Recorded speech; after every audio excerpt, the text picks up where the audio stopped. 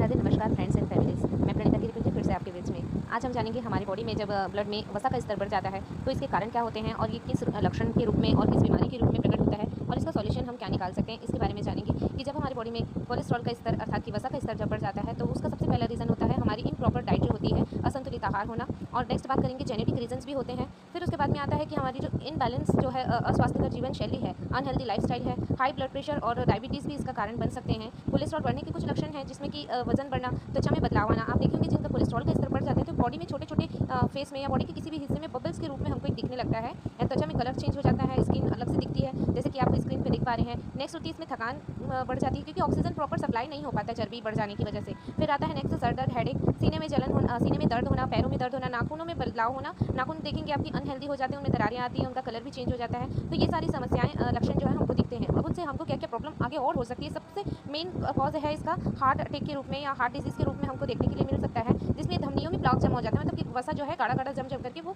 धमनियों को प्रभावित करता है, जिससे कि हमको बहुत ज़्यादा हार्ट डिजीज़ का चांसेस रहता है। या अन्य समस्याएं भी हो सकती है जिसमें कि हाई ब्लड प्रेशर की बात करें हैं, डायबिटीज़ की बात करें और किडनी के रोग भी हमको प्रकट हो सकते हैं हमारे मानसिक वसा बढ़ने के कारण। अब इसका हम उपाय क्या निकाल सकते हैं कि आप कोलेस्ट्रॉल को नियमित रखने के लिए जो भी लक्षण हमको बताए गए, जो भी रीज़न बताए गए, उसके ऊपर वर्क करना होगा। अपनी लाइफस्टाइल को सुधारना होगा, अपनी डाइट को सुधारना होगा और उसके साथ में हम यहाँ से सप्लीमेंट्स लेकर के इसको ये अपनी प्रॉब्लम को हम सॉल्यूशन निकाल सकते हैं। क्योंकि जो इम्प्रॉपर डाइट की बात की गई थी तो ये सप्लीमेंट्स जो है उसको फुलफिल करने का काम करेगा। आइए जानते हैं आगे उस सप्लीमेंट्स के बारे में।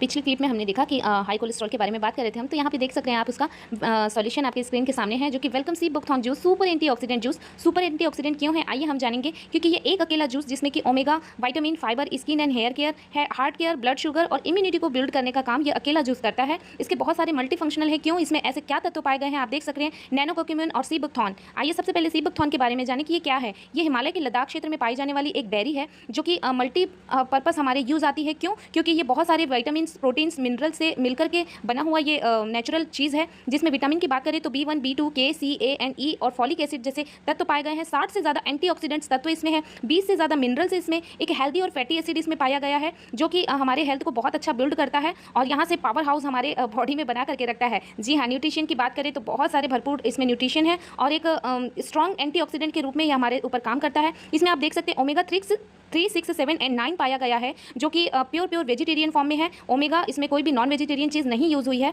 और इसके साथ ही इसके बहुत सारे मल्टीपर्पस इसके बेनिफिट्स है। यहाँ पर देख सकते हैं विटामिन, मिनरल और बेनिफिशियल प्लांट है जो कि।